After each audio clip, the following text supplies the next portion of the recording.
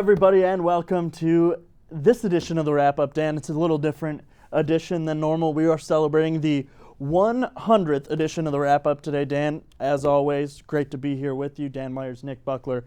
As always, for the 100th time, Dan, any centennial memories you want to share? Just the first episode. I mean, watching this show evolve is great. I just remember you called me to come in and, hey, I'm thinking about doing the sports show. I'm like, all right, yeah, let's do it. And just the whole drive in, I'm just white knuckling, like, I don't know if I can do it. I don't know if I can do it. And just the terror that was going through me throughout through the first show. And here we are, 100 episodes later. It's what a feat. Congratulations. Congrats to you as well. All right. Here we go, Let's get wacky on them. You know, there's no more patting on the back. Let's get right into it. Yep. The Lions draft happened this week, and for the other 31 teams as well. The NFL draft began last Thursday, extended through Saturday, and the Lions really made people scratch their heads. A lot of people were in Bob Quinn, we trust, and he's not going to stray us away, but it didn't take him long to make his first real questionable draft pick, the second round. At number 53, they selected the 73rd overall ranked player in the draft, Teez Tabor from Florida, after they took Jarrad Davis in the first round, the linebacker from Florida. So the first two picks they took were Florida Gators, and they've said Tabor, he's a cornerback, is a little slow, but he does cover pretty well. And it really made people think, like, what's happening? And then they went on to take another linebacker and then a tight end, a wide receiver from Northern Illinois. They took a lot of these MAC players, a defensive end from Eastern Michigan. And overall, all the big wigs are giving them C minus. What kind of grade and what do you take from this draft from the Lions, being Bob Quinn's second draft as a general manager? Well, with what you said, as far as the fans are concerned and how they've been evaluating this draft, it's pretty, I guess is the way, I mean, everyone, like you said, everyone's pretty, okay, all right, yeah, we'll see how that goes. So you're not hearing the negativity that you normally would hear. It was always one extreme or the other. And with this draft, it was more like, okay, well, let's give him a shot, we'll see what's going on. You don't hear the uproar that you normally do with a Lions draft. So, we'll see how it pans out. I'm not too familiar with a lot of these players. But with that being said, that's when some of the best players can arrive and really impress you. So, having low expectations can often work in your favor. I'm excited to see where they go with this. Hopefully it benefits them. They drafted a tight end this year, and he's one who is a bigger body guy. He caught 18 touchdowns this year alone. Eric Ebron has been a Lion he's played in 3 seasons, and he's only caught 7 touchdowns. And then this morning they announced that they have picked up his 5th-year option, so Eric Ebron will be with the team again. It's an $8 million a year cap hit just for the 1 year, so $8 million on the books, which isn't that bad. He was in the top 8 in pretty much all categories of tight ends last year, including receptions, starts, touchdowns, everything except touchdowns, rather, receptions, yards, and whatnot. He's been known to not be able to block and to have what they call stone hands, clutch situations where he drops the ball. And to be honest, he's just a more hyped-up version of Brandon Pettigrew, who now has been in trouble with the law, no longer in football. But is this a wise move to bring him back? I mean, he was a number 10 overall draft pick not too long ago, and he's really been nothing short of a disappointment. And for them to pick up the 5th year on his contract as the team option after they drafted one in the 3rd round this year, is it smart? What's behind it, and why did they do it? Right, exactly. And that's the question a lot of people are asking. Aside from complaining, I've heard nothing but negativity towards Ebron, and who knows? Maybe there's something that we don't know about. I mean, obviously, we're not getting paid to make these decisions. I'm not too excited about it. I'm actually rather upset, but that being said, it could have been just, the overall feeling of Ebron, and the negativity can influence you sometimes. So I'm not too stoked about it. I don't know about you, but to me, it's money, I think, well wasted. Yeah, I'm not huge on it by any means, really. $8 million, though, it's not too much as far as the NFL is concerned with some of the contracts these guys are getting. But, what else do they have? They picked up Darren Fells in the offseason, who played most recently for the Arizona Cardinals. And now to have a guy like Ebron, he was supposed to be this explosive tight end player, and he's been nothing short of a disappointment and a bust. So maybe they're hoping, okay, we'll get 1 year out of the Bob Quinn contract, because he was not a Bob Quinn draft pick. And I know he's been kind of hard on players that he has not drafted. So to me, that was a shock to me that he actually picked up the option on his contract. As far as running back, a lot of people are saying there's a huge need at running back for this team. When they have Amir Abdullah, who's been banged up his whole career, Theo Riddick, who really in his first time ever seeing a bulk of the workload, he gets hurt. He's been a great third down guy and a good slot guy, but when he's given the ball every down, being the main running back, he proved he couldn't stay healthy. And then Dwayne Washington, a fourth-round draft pick. Zach Zenner. These guys aren't the future of the team. Everyone's, Zach Zenner, he's great. No! Give me a break. Okay? Dwayne Washington, give him a chance. No. Okay? There's a reason why this team has never been good in the running game. Because these fans get high on these players like Zach Zenner, Artus Pinner, Joique Bell. Give me a break. You need a guy who's been there and done it. Like, they passed on Adrian Peterson, which I'm okay with. He ended up only getting $3 million from the New Orleans Saints, who really, that's not a good fit for him. They're a West Coast offense team who really doesn't run the ball that much. And when they did, Mark Ingram had a great year last year. And now they're just going to put in an aging pile of old, dirty running back who has 8 knee surgeries under his belt, 31-year-old Adrian Peterson. And now LeGarrette Blount is on the market. And the two teams that are players on him are the New York Giants and your Detroit Lions. Is Blount a good fit for the right price in Detroit? That's a question, yeah, that has to be asked. Willing to work with anything, but we'll see. I'm not sure how that's going to pan out. I don't know exactly how you feel about that, but right now it's too... For the right price, I would say go after him. I wouldn't give him more than $2.5 million to be a third down, short yardage specialist guy. I mean, last year he had 18 touchdowns. That's ridiculous in New England, obviously. He won a Super Bowl. But he had his lowest yards per carry of his entire career. He had 299 carries last year, and the lowest yards per carry. 299, that's a good amount of touches, don't get me wrong. But to only get 2.4 yards per carry is not good.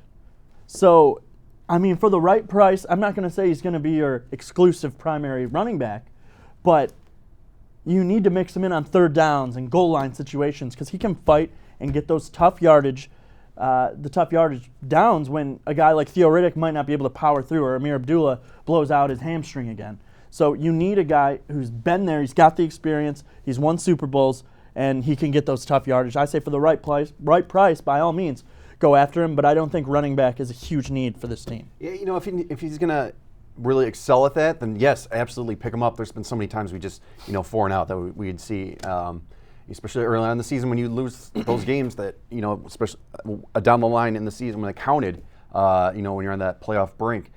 Those are important, and you need those every inch, and unfortunately we didn't see too much of that, but we were fortunate enough to make it last year. So if he can achieve that, which is huge and important, yeah, definitely pick him up. But like you said, for the right price, and hopefully he pulls that off. What grade do you give the Lions? Honestly, the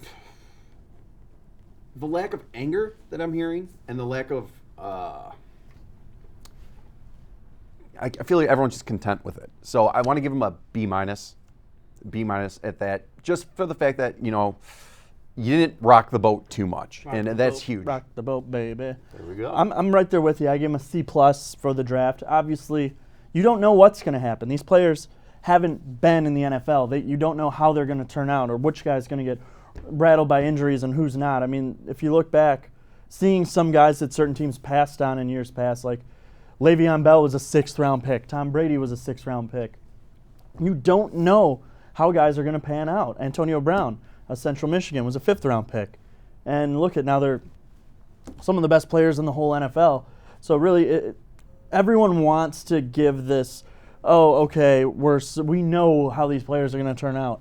If you would have just picked the best available guy, almost like asking Madden on Madden, ask Madden, no, well, you're going to pass in his book. Who cares? Like in a fantasy football draft, if you take best available every time, then of course you're going to please the person who made the list, but that's not going to necessarily mean you're going to win. Right. Like a guy in my fantasy league took the best available player every time, and he went 4-8. And me, I didn't think I had a good team, but that's just preseason. Some guy telling you, "Oh, your team's not going to be good." It's his word versus yours. Really, all these grades, they don't mean anything. It's one guy's opinion versus another. Exactly. So you say B-, I say C+. We could sit here next year and say, "Wow, that was a great draft. These guys are Pro Bowlers." Yep. You just don't know, and that's the beauty of it. It's a waiting game, and we'll see. Now, does this alter? I forget what you chose for the season last week, but after this draft, does this alter your how you feel the season's going to go? No. No. No, I mean, you really can't let that affect it too much. I still say they're going to hover around 8-8, 9-7. I don't remember if that's what I said last year, if I said craziness, because sometimes I do. But I do think they're going to win the division this year. I think Green Bay's time is over. Chicago's a joke what they did at the draft. They gave up all that for some quarterback who doesn't even, he gets nervous under center. He was at the Bulls game the other night, and apparently they showed him on the screen, and the crowd started booing. just started booing him. Oh, man. So if that's any sign of things to come for the Bears. Yeah, the Bears aren't the smartest team in the NFL. And then the Vikings are in a downward spiral now as well. They are past the Adrian Peterson regime. They now have Latavius Murray. And then they drafted a running back as well. So we'll see. I mean, I think it's still a two-man race. Green Bay, Detroit. We'll see. Green Bay doesn't spend money in free agency. And they're dwindling with their players. Their defense is abysmal. So it's just a matter of, can you win the shootout against Green Bay? Recent history states no, and past history. Yeah. But we'll see. It's the beauty of the NFL season. There's some variables that were mixed in between, but right, no doubt. It's not a it's not a monster that can be taken or can't be taken down. It's not invincible. We've seen that, whether it was just crazy plays at the end of the game or just mishaps on the line's end, just stupid plays. They're not indestructible. So this could be the season that they really bust out of that shell and really make a run for it. I'm hoping so. You're hoping so. We'll see how it goes. No doubt. Moving on to Tigers baseball, 13-12, sitting in fourth place in the American League Central. Been battered by the injury bug, and now players are starting to come back. Jose Iglesias is back. Miguel Cabrera comes off the DL on Tuesday. But really, the disappointment has been James McCann. Sure, you can say he's hit you 5 home runs, but when he's not hitting home runs, he's not even fouling a ball off. He's looking blind up there, swinging at pitches that bounce. He's really not seeing the ball well. And, I mean, let's face it, his rookie season, when he had 270, was great. Last year, he was hitting 210, and now this year he's down to 147. Obviously, it's still early. We're a month gone in the season. But is this just a rapid decline? Is he really not as good as you think he may be? Or is this just, okay, let's right the ship? And mind you, side note, Lloyd McClendon, wake up, hitting coach. What are you doing? You were fired once as hitting coach here. Then you were fired as manager in Seattle. And then you couldn't even make it in Toledo? So what do we do? Oh, let's bring him to be the pro hitting coach again. I don't get it. And if you have guys who continue to not make adjustments, like Ian Kinsler and James McCann, what are you doing here? Right. Exactly. I think you got to shake up the staff early and prove, hey, we're not doing this. And that's their offense. Their pitching was last in the majors for the month of April, including a starting rotation, who everyone said that was the strong point because their bullpen's been so bad. Starting rotation was 14th out of 15 in the American League in ERA. So you tell me. With the money being spent also. Zimmerman has been no short of terrible. Mm-hmm. Verlander's been pretty bad. And the 3 young guys have been trying to pull the load they can, but they've had no help. Yeah. They get the ball to the 7th inning and giving up 3 runs, and you get, you name it, sign your name here, blowing the game. Mm-hmm. It doesn't matter who it is. How long before you cut K-Rod loose? How long before you give Joe Jimenez a spot? How long before Rondon gets his act together? You just don't know. Will Zimmerman ever get it going? Will Sanchez be here next week? You just don't know. There's so many question marks with this team, where to start and how to help and how to fix it. Right. Yeah, and that's the problem. I mean, you have to. We relied so much on the offense, with the struggling that we have with our relievers and our closers. It's just the perfect recipe of disaster. We're going to be, disinterested by July, if that's the case. Probably even sooner if they can't fix either one and or both, which is most important. The closers, they've always been a hot topic of discussion, but the offense, you and I were talking about it before the season even started, was with the hitters, Miggy, what's going to be a season like? And I think, I can't remember exactly what you said, but I don't think you and I were too optimistic with the season he was going to have, the reliability that we were going to put on him. But we'll see. I mean, fortunately enough, we've had some Toledo guys come up and really save us and impress us. But you really got to work on that closing and that relief also. So we'll see. It might be a cold streak. Hopefully that's the case. Get it out of our system. I feel like we say this every year at this time. And then we'll say 2 months down the line, and who knows? It's frustrating, but it's a long season, so you're going to get it eventually, if not now. Yeah, and really the guys that you mentioned from Toledo who came up, Jim Aducey and John Hicks, Jim Hicks, Yes. Joe Hicks, John Joe Hicks, Jay Hicks, Jim Aducey, and John Hicks. It's John. It's John. That just in. Yep. Your voice in my head, John Hicks. They're both hitting over 400, and they're doing it well. Now with Miguel Cabrera coming back, who do you send down? Here's your list. You have Romine, Collins, Dixon Machado, Jim Aducey, and John Hicks. To me, you need an extra infielder. Yeah, you put Romine there. Don't put him in the outfield because you need guys who can hit the ball. And Dixon Machado can't do that. And to be honest, he hasn't been good in the field either. Throws the ball in the dirt, throws the ball in the stands, can't field a ground ball. And not to mention his average, 0.77. There's no reason that should be a pro baseball player. I could hit 0.77. Slap the ball around every once in a while. This guy's a joke. Take your brace face home. Let's get out of here. Head back to AAA. Hey, go to Erie. I don't care. You're a joke.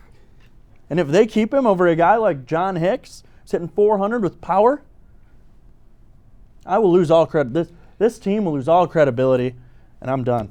I will walk off. If there's anything left. After last season, you and I pretty much wrote the ship that we were checking out for a while, and would it surprise you? Would it surprise you? No.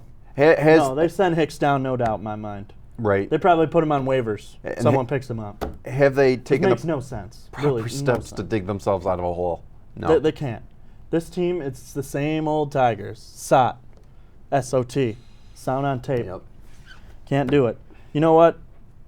I'm done. I'm done talking. But when's JD come back? He's finally back in Detroit, up from Florida. He's only going to miss about the first week of the season. He might not even miss any time. Oh, well, he's just going to be held out of opening day. No big deal. Oh, well, here we are in May. Dude hasn't even grabbed a baseball bat yet. And we've still had, Ray Charles out in right field. Although, you got to give it to Tyler Collins. He's been the only one hitting of late. He's now over 300.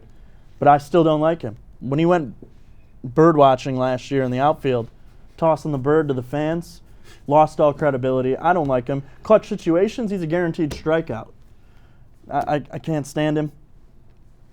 Mikey Matuk, I kind of like guy it. can't hit his way out of a paper bag. Romine is Romine. You got Upton, who's been all right. That's it.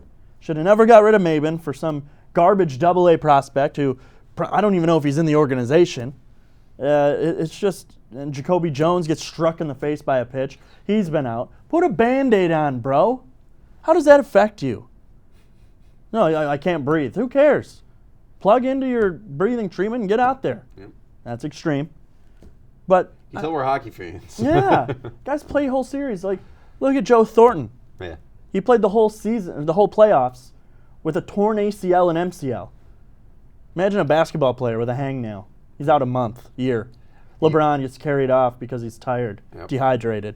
Cry me a river, all right? Nick Lidstrom, the 09 playoffs when we lost to Pittsburgh. When he had a pinched nerve in his Yeah. cup.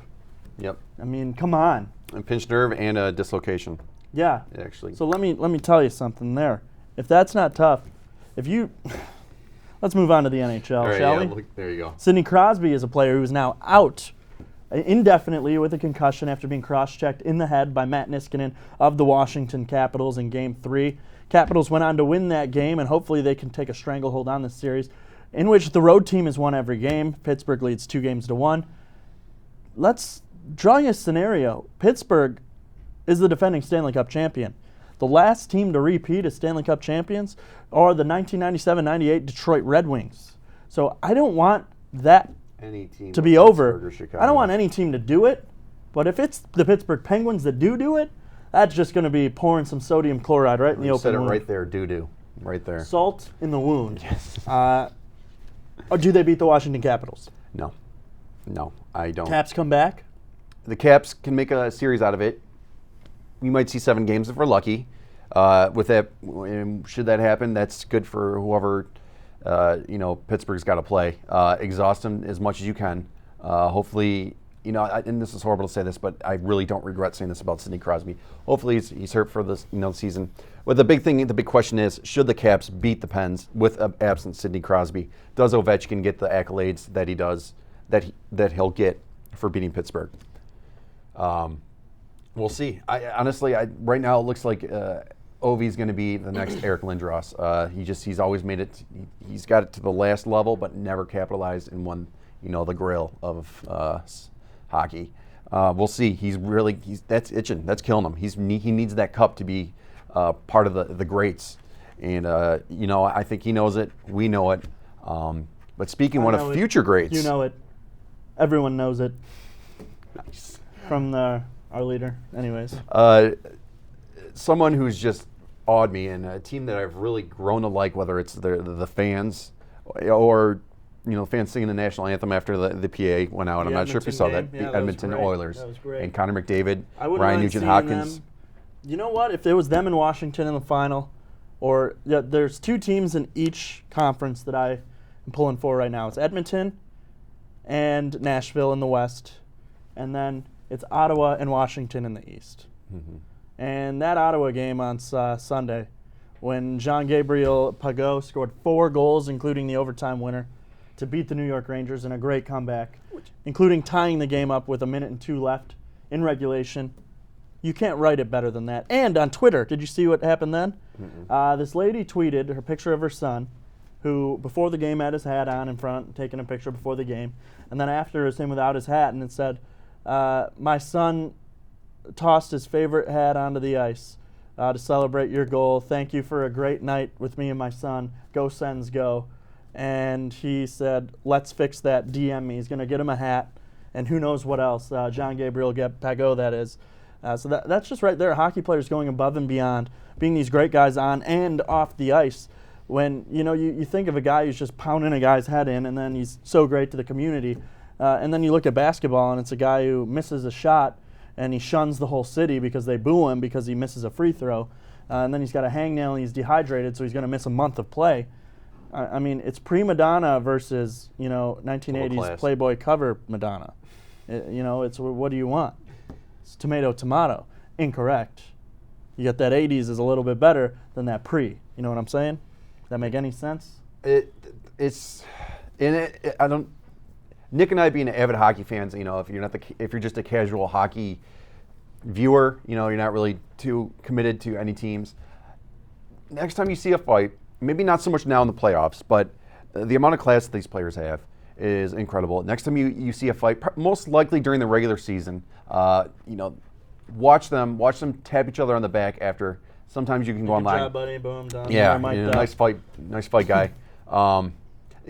Obviously it's a little more heated in the playoffs. You really, there's a lot to lose. So, unless you're not going to fight unless there's a real reason to, which was huge to see. Connor McDavid was getting beat up the last game. I think it was Sunday they were playing. And I can't even remember, just their enforcer. You see this guy, he's got red mutton chops going on. Just totally went after, I believe it was Corey Perry that was giving him a hard time. He's a dirtbag. Corey Perry and Ryan Getzlaf are the worst. Yes, that's exactly why. I just hope they... I hate Anaheim. Yeah. Anyways. But these playoffs have been incredible. They have. I love it every second We're of it. going to end on... I was at a local establishment, and there was a great Stanley Cup trivia question I was given. The first one was, what is the cup known as in hockey? Obviously, that's the first part. Easy, Stanley Cup. But then it goes, which team his name is on the cup a record 24 times? Montreal.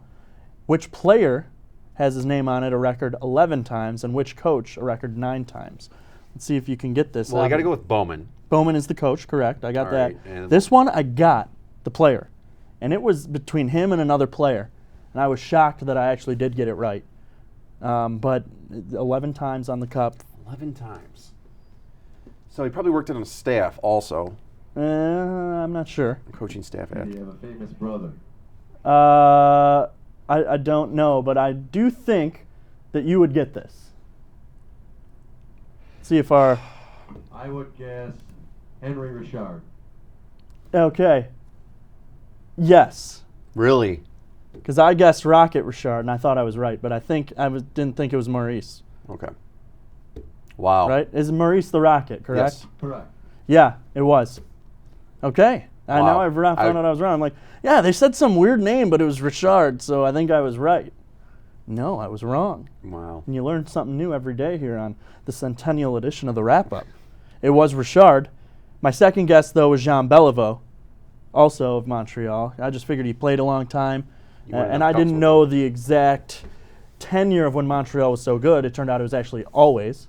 And obviously, you know, they've won 24 Stanley Cups. Montreal's next at 13. Or I'm sorry, Toronto's next at 13, and then Detroit's only 2 behind. So It might be a while we're before. knock, knock, knocking on Toronto's door. So, that being said, Who wins the cup first? Detroit or Toronto? Yeah. Detroit. I will never give Toronto the accolades they deserve, if they ever deserve it. Can't do it. Babcock, nope. Matt Martin, nope. Shanny, traitor, can't do it.